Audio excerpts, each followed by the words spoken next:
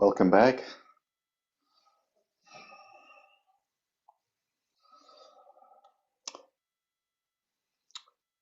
Today is Sunday, the 19th of January, our first Dharma talk discussion for the new year.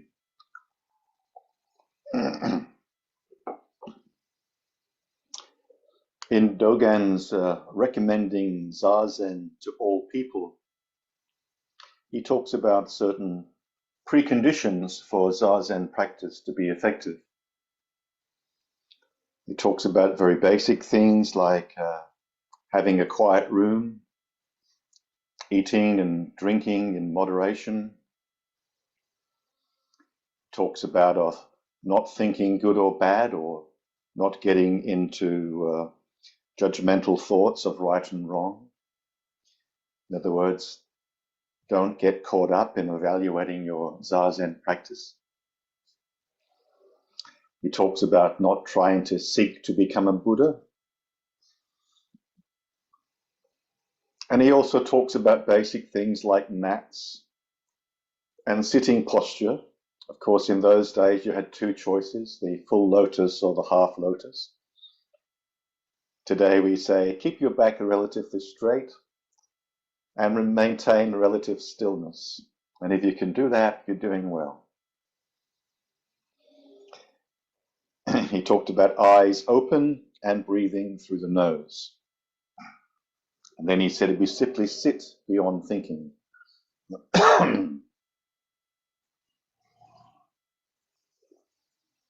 So what's missing from Dogen's preconditions here? Something which I think is central and core to our practice and preconditions for Zazen. So what's missing from this is Sangha. And given that this year is our 10th anniversary of the founding of the Ozen Sangha, I thought the topic for today would be Sangha. So I'd like us to explore together what Sangha means to us in the context of what we could describe as a lay practice or a post-monastic practice in our contemporary Western culture.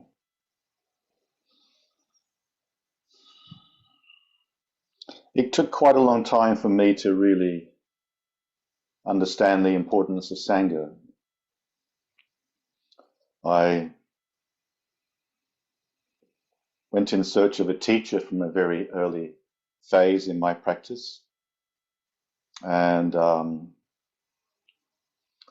didn't really connect in any serious way with the teacher for quite a long time.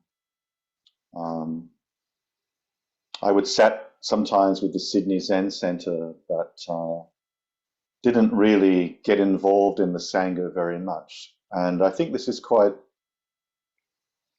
normal and quite typical for young people, say late 20s, early 30s, and beyond, in terms of our early years of exploring spiritual practice and particularly Buddhist practice. We often are wary of and not really getting involved in the Sangha.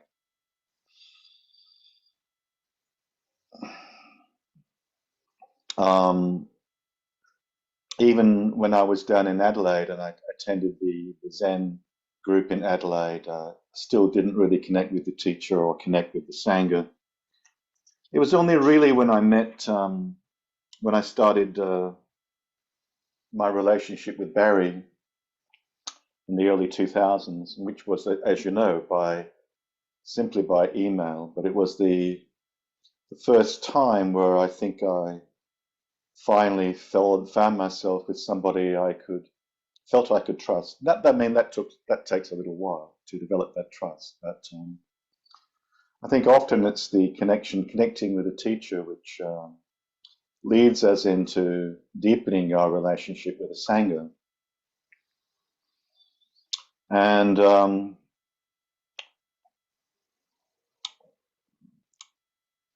when I first started working with Barry, there was no Sangha where I was living in northern Queensland. And then I had 3 years in New Zealand, and I visited the United States once or twice during that time and met with Barry's Sangha, but I still I didn't have my own Sangha.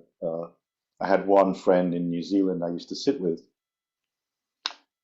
And then when I finally sort of found myself in Bellingham in 2006, I still didn't have a Sangha, but I knew Jeff Dawson, who was an ordinary mind teacher in Sydney, and I got in touch with Jeff and asked if he knew anybody in Bellingham. And he told me about a guy called Vince Jensen. Vince was an American who had come from San Diego. As a young man, he had attended sessions with Joko, and he was living in Bellingham. Vince is about, I don't know, he's about 10 or 15 years younger than me. So I got in touch with Vince and we started sitting together, just the two of us. But that went on for a year or so. And then finally there was a Zen teacher in Bellingham called Sexton who hadn't been very well. And when he started teaching again, me and Vince sat with Sexton. And a little small Bellingham Sangha grew from that little kernel of a handful of people. And as most of you know, I sat with the Bellingham Sangha and continued working with Barry. Sexton died in about 2010. And eventually when Barry encouraged me to teach, I then had to build a Sangha from scratch. And that was very daunting and very anxiety provoking, and wasn't sure if I could do it. Fortunately, I had a therapy practice, but my first advertised sitting in the Sawtell Zendo in 2015.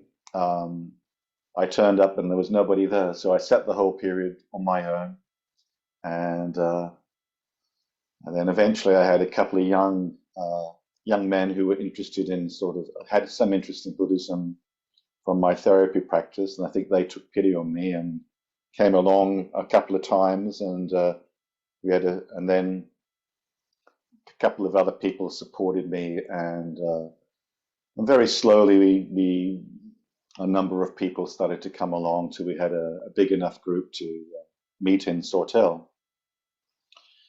And then eventually I designed a website. Well, not me, but my friend Steve designed the website, and the rest is history. So let us explore what's post-monastic Sangha, and why is it important to us? I think one of the things which I'll come to a bit later on is that in traditional Buddhist Sangha, the whole notion of Sangha revolved around this idea of home leaving. That was the traditional way in which a Buddhist Sangha was set up. People would literally leave their home, leave their family, as in the traditional story, and go and join a Buddhist monastic order. And traditionally, to really be to take your Buddhism seriously in many ways, you needed to become a monastic. And the monastics would provide education and the opportunity for lay people to practice. But it was always seen as if that the main Sangha was the monastic Sangha, and the lay people were kind of like supportive of the monastic Sangha. Well, fast forward to the 1960s and the 1970s when, and that's only 50 years ago, there was no teachers, no Western teachers at all. It's amazing how rapidly things have changed. Of course, Zen Buddhism in the West takes off in a primarily lay practice. Most of the Westerners didn't really want to go and join a monastic order. There were a few who tried monasticism. They maybe lasted for a year, maybe 3 years, but would eventually return back to the community again. There were very few Western Zen Buddhist practitioners who stayed in a monastic order in the West. There are some who did, and some who still do. But even then, the ones who, even when people became priests, even in Japan back at the turn of the century, priests were able to marry and have children. So even the Japanese priests were family members. So we've had to, part of the ongoing conversation we're having in the West is how we redefine home. And we're no longer home leavers. We are actually people who are committed to being attached to a home and attached to a family. And our notion of non-attachment is not about leaving home and leaving our houses. Our notion of non-attachment is more about being able to be with that those emotions we experience through attachment to our homes, through attachment to our intimate partners, our family, and our friends. So we don't reject that kind of attachment. We actually accept it. And we actually buy into the notions of attachment theory about the importance of having a secure home base and creating a sense of safety and trust. And again, that's where, for me, Sangha becomes very much about creating a home base of safety and trust for us to practice. When we think of the three treasures, the first one, be Buddha. Being Buddha, I think of Zazen. I think of reenacting the Buddha's realization when I'm sitting Zazen. When I think of the be Dharma, I think of life as the teacher, and I think of the teachings of Buddhism, whether they're the written teachings, the sutras, the Dharma talks we listen to, and so on. When I think be Sangha, I think that Sangha usually sometimes seems to come in third in importance, but actually I think Sangha is probably the most important of the three treasures, because when you think about it, being Buddha and being Dharma is not really possible without a Sangha. There's no Zen without Zen practitioners. So Sangha really, I think, is the most important of the three treasures. And it takes a while, I think, to get the importance of that. It's Sangha which makes Zazen and teaching possible. I think because in the West we have more of an individualistic culture, it's sometimes harder for people to get the importance of Sangha and get the importance that Zen is a communal practice. And sometimes I think there's a lot of barriers and ways of avoiding that for practitioners in the West. So let's just summarize the gifts of Sangha. Sangha makes teaching possible. Sangha makes Zazen possible. Sure, we could sit at home and never make contact with other people and do our Zazen every day, but that's very difficult, and I wouldn't really recommend becoming a hermit. But even hermits are in contact with some sense of the monastic order back in the old days in China. And even I think Zoom has been a great benefit in the sense in which we can be sitting in different geographical locations, but like we're doing this morning, sitting a half a day, it's sometimes really difficult to get motivated to do that if you're just doing it on your own. So knowing that you're going to have some friends practicing can be really helpful in doing those longer extended sits. The other important thing about Sangha, the other gift of Sangha, is it encourages us to extend our sense of our caregiving system beyond our immediate family and friends.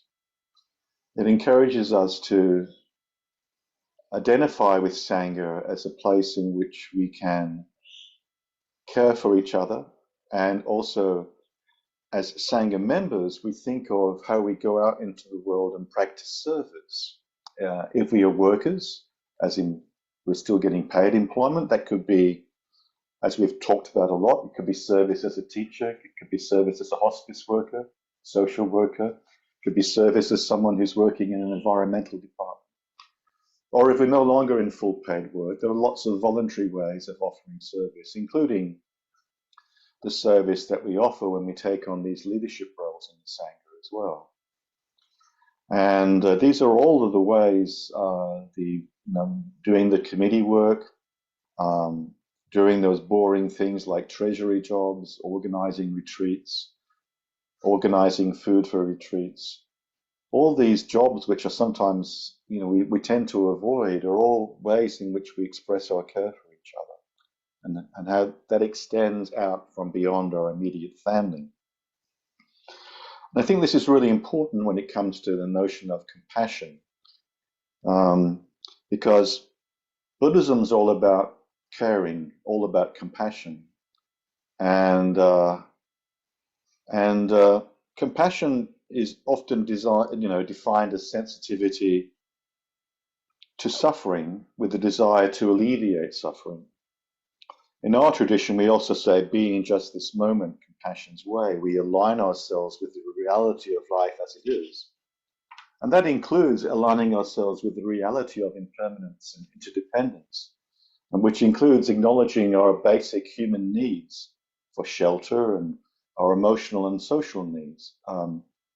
So we seek to also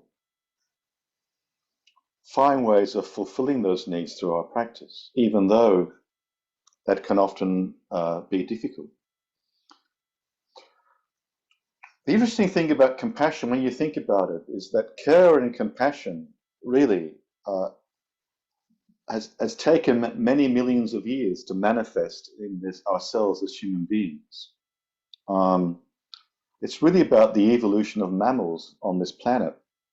And mammals apparently began living on this planet about 200 million years ago. So we are the product of that 200 million years of evolution. And it was that mammalian, the way in which we evolved as mammals to care for our young, is where the origins of compassion lie.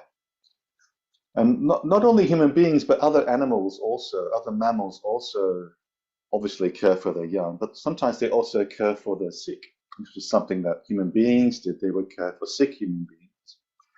They would develop funeral rites, and of course, along with that came the sense of affiliation, belonging to a tribe, belonging to a particular language, and belonging to a particular place. So this is how we evolved, and our Sangha is built on that foundation.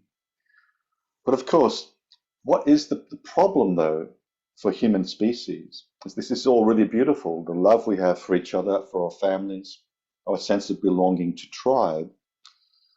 But the pitfall in all of this, where we fall into the pit, is this also creates the them and us situation between human beings.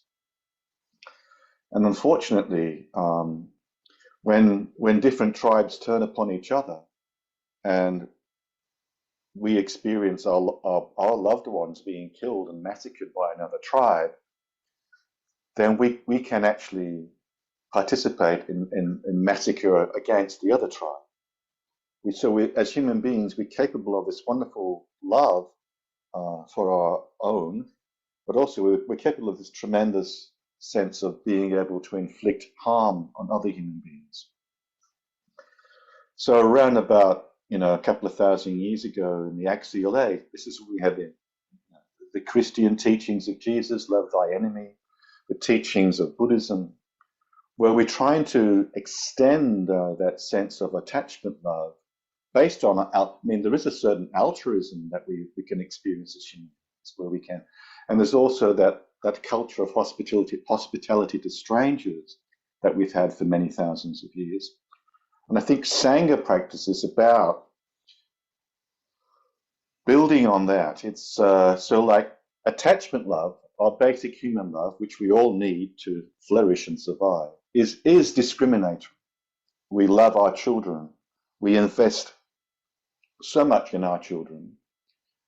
And we know that there are thousands and thousands of children dying every day, either through war or through lack of food. But as mammals, we invest in our children, and that's what we do. But as Buddhist practitioners, we're seeking to cultivate. We don't have to necessarily cultivate our attachment love. Our attachment love is already there, assuming we've had a reasonably good enough childhood. But we're seeking to extend to be, compassion is non-discriminatory, and we're seeking to cultivate that sense of non-discriminatory care for others in our Buddhist practice. And that's when Avalokiteshvara manifests in us. Because Avalokiteshvara, the bodhisattva of compassion, does not discriminate. And the archetypal image of Avalokiteshvara is the many thousands of arms with the eyes and the ears. She sees the suffering of the world. So this is always present as a possibility in our practice.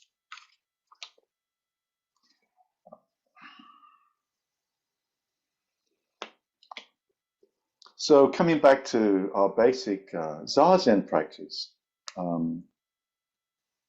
Zazen practice, when you think about it, does need a basic sense of safety to take place. If we are in a situation where the bombs falling all around us, or it's impossible to relax and to practice Zazen. We are creatures of our nervous systems. We are not separate from our ANS, or autonomic nervous system, and that has basically three different settings. There's the setting of safety, where we can be relaxed and we can digest our food. We can engage in exploration and play and curiosity. And that's the kind of base in which we want to be at when we're practicing our Zazen. In some ways, when we're sitting together, it's a form of play in a way. We're doing our rituals, and we're both self-regulating through our actual sitting and relaxing, our physical posture. It's influencing our nervous system. And we're also, at the same time, when we sit together, we're co-regulating. We're sitting with other people. And through that sitting, especially when we meet together on retreats as well, but when we meet together regularly, we're trying to create that sense of safety and trust in each other, so that we can come together and relax and open our hearts. The ventral vagal system, it connects the heart to the face, and it's where we are open to engaging in social connection, and we're connecting with ourselves and others. But if there's some sense of threat in the environment, then we go into the fight or flight arousal system, the sympathetic nervous system, and that takes us out of our calm place. And in the worst case scenario, if there is an actual threat, and we sometimes go into the third dorsal vagal system, which is immobilization, collapse, where we can't move. And so these kinds of what people who come into our Sangha can come into our Sangha from different backgrounds, different histories. And sometimes I think of one of the roles of our Sangha is providing a kind of a place for post-traumatic recovery. We want to be able to welcome people into our Sangha and to encourage them to connect. A lot of people find it difficult to connect with a teacher, for example, because people have been let down in the past. There's a lot of trust that goes into people have been hurt in authority relationships. And so all these are opportunities within our Sangha for practicing these different kinds of relationships and creating trust and giving people a new experience of what a group can be like, because a lot of our shame often comes from being shamed in a group context, often socially at school, sometimes in the family. And there are all kinds of challenges in Sangha practice. You know, we can even be afraid of making a mistake when we're doing the leading in the kinhin or something like that. We can certainly feel anxiety when giving a talk or a guided meditation. And so these are all opportunities for us to practice creating this safe place for each other. And Sangha is a co-creation. We're co-creating it together. We all have our different experiences of practice. We all have our different histories of spirituality. And we're trying to bring some inclusiveness into that within the context of that particular lineage we choose to be in.